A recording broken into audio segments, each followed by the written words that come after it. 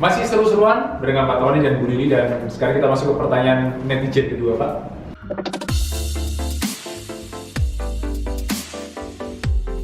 Kenapa Anda lebih memilih ke IHSG? Apa spesialnya Indonesia punya dibandingkan yang luar punya? Ya, apa yang Pak Yohanes tanyakan ini saya bahas panjang ya. Sebetulnya di apa namanya di channel YouTube saya bahas ini 20 menit lebih. Tapi yang kali ini saya jelaskan singkatnya. Kalau Anda mau detailnya, Anda lihat channel YouTube saya aja. Poinnya Indonesia ini itu kan sudah diincar oleh ya semua investor, baik dari dalam negeri ataupun internasional. Itu sejak zaman dahulu kala. Sejak kapan? Ratusan tahun yang lalu. Sejak belum ada bursa saham. Sejak. Karena fundamentalnya sudah menarik. Ya karena Indonesia kaya, baik dari laut itu luar biasa kaya. Saat ini spesies ikan terbanyak di dunia kita ada di laut Indonesia. Terus kemudian makanya zaman Menteri Susi kan sampai ditenggelamkan apa namanya kapal asing yang mencuri di kawasan laut Indonesia ya. Terus kemudian daratnya turun negara kita subur, mana ada negara di tempat kita yang tandus. Nggak ada apa-apa, no tumbuh apa-apa. Makanya sampai Gus Plus kan sampai membuat lagu kan, Bukan lautan ya, hanya kolam susu. nah bukan lautan tapi kolam susu. Nah apa namanya tongkat Tidak kalah ditancepin aja di pohon. jadi tanaman gitu kan. Nah, itu kan menunjukkan bagaimana suburnya tanah Indonesia. Kemudian di samping di permukaan tanah, di dalam tanah itu ada tambang. Kita itu punya dua minyak, satu minyak di bawah, satu minyak di atas, Sawit ya. minyak sawit. Dan saat ini minyak sawit kita itu adalah produsen minyak sawit terbesar di dunia. Betul. Sehingga kita yang bisa kontrol harga minyak sawit sebetulnya. Tapi nggak seindah itu kayaknya. Tapi ya istilahnya oke lah, memang kita produsen Iya. tapi kontrol ini PR-nya. Iya. Ya sebetulnya kita controlling. Controlling, ya. Produsennya controlling. Untuk ekspornya ini kan juga. Ya, kan pemerintah karena minyak goreng kan. Seandainya minyak goreng ini sudah ke cover nasional, pemerintah pasti menyetujui kok. Kalau harganya naik terus, kenapa? Kan devisa kita masuknya juga lebih banyak. Tapi kan kenapa kalau pemerintah membatasi jangan diimpor? Karena kan minyak goreng di dalam negeri apa namanya masih kekurangan pasokan. Ya ini nanti ngomong isu minyak goreng gitu. Saya di luar negeri harganya lebih tinggi. Oh iya pasti. Pengennya kalau bisa. Iya. Nah termasuk saat ini minyak kalau Anda beli di luar negeri apa namanya BBM pun juga lebih tinggi. Tapi itu karena subsidi ya kan? Subsidi pemerintah. Kalau Ya. sawit ini agak beda. Karena apa ya? Karena Indonesia pun juga produsen minyak. Nah kita produsen minyak, kita produsen gas, dan itu apa namanya otomatis sangat mendukung daripada apa namanya Indonesia sendiri. Terus kemudian apa namanya masih banyak lah tanaman-tanaman yang lain. Kayak saat ini kalau dulu ya yang dikenal kan palawija. Terus kemudian dikenal juga mengenai apa istilahnya apa? Kalau di itu loh, kalau orang-orang kayak pala kayak itu apa sih? Apa sih istilahnya? Komoditas apa sih? Semacam itu. Sih. Nah, ini dikat aja. Saya lupa istilahnya soalnya. Pokoknya yang penting ya SD jamin. Iya. Nah, apa namanya sih dalam hal ini banyak ya tanaman-tanaman Indonesia yang di luar negeri itu nggak ada. Soft commodity ya Pak. Ya soft commodities ya. Jadi ada pala, lada, segala macam. Rempah-rempah. Nah, Iya, dari itu- zaman penjajahan dulu yang diincar pertama kan rempah-rempah di Betul. Indonesia. Nah, dan sebetulnya banyak orang mengatakan bahwa Indonesia kan dijajah sama Belanda. Tapi sebetulnya awalnya Indonesia bukan dijajah sama Belanda, tapi dijajah sama VOC. Dan VOC itu perusahaan, bukan negara. Ya, Jadi VOC itu adalah merupakan perusahaan terbuka pertama di dunia yang berpusat di Belanda. Oke. PT Ya. pertama. Usahanya sak negara Regaton. Nah, kemudian jadi awalnya itu sebenarnya kan Indonesia ini berdagang. Di Portugis itu yang masuk ke Indonesia itu bukan apa namanya, bukan Belanda, tapi Portugis itu berdagang. Spanyol berdagang. VOC awalnya juga berdagang, tapi karena pemerintah Belanda akhirnya entah hebatnya VOC ya melobi kalangan kerajaan Belanda waktu itu, akhirnya dia bisa mempunyai tentara. Langsung ke Indonesia. Nah, punya tentara, kemudian dia VOC ini punya banyak lah hal-hal yang spesial yang membuat akhirnya VOC ini berubah dari bisnis menjadi awalnya sih tentara fungsinya untuk menjaga Ya, betul. perkebunan segala macam, tapi akhirnya menjadi penjajahan.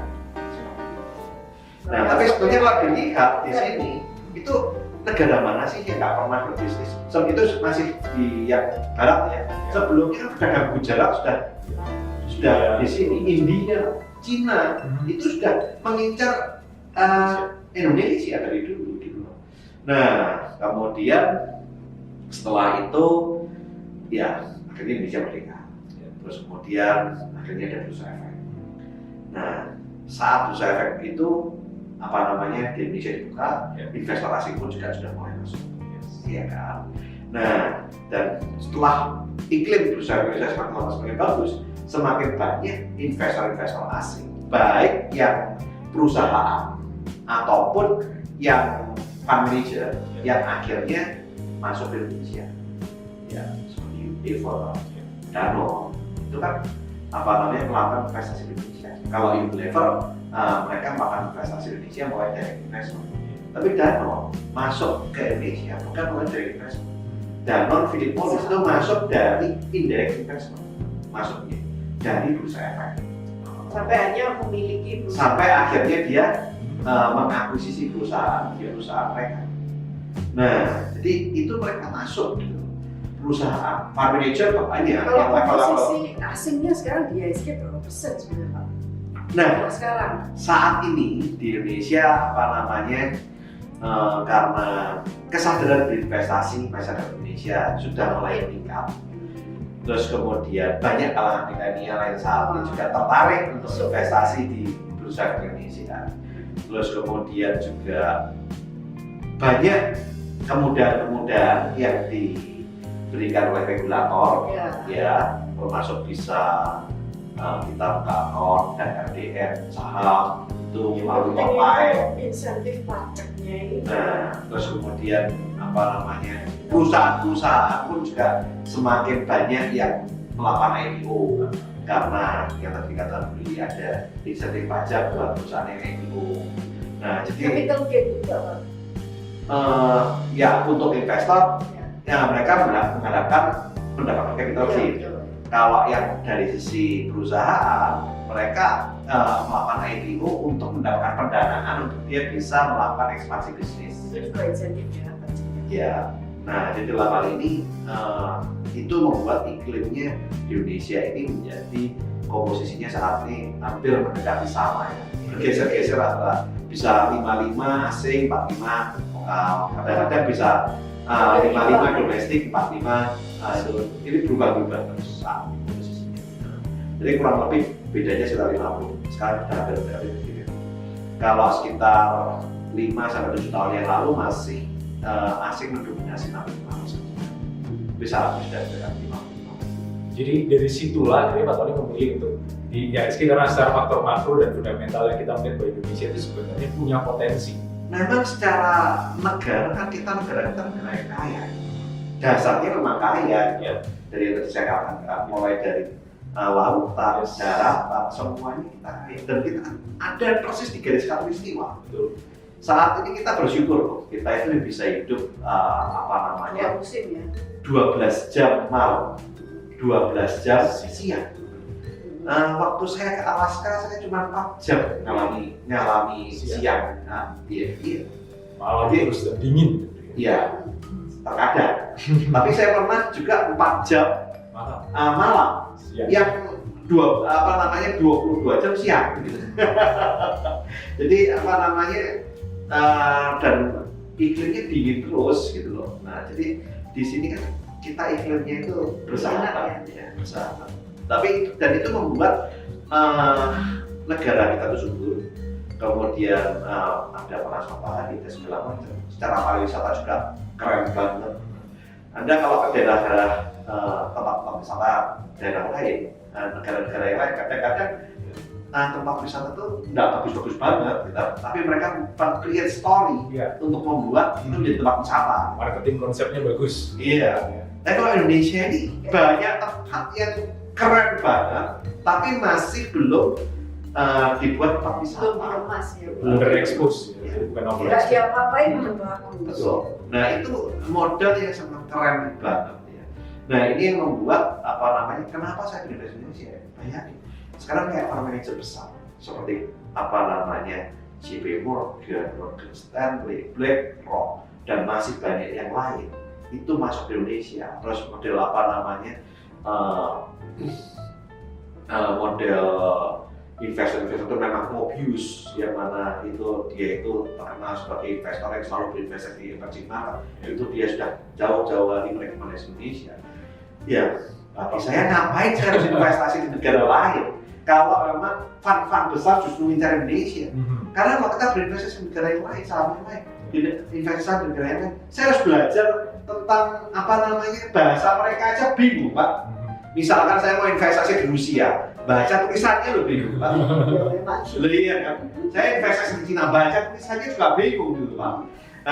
Jadi ngapain gitu? Saya investasi di Indonesia, itu baru baca tulisan loh, Pak. Belum cari rumor.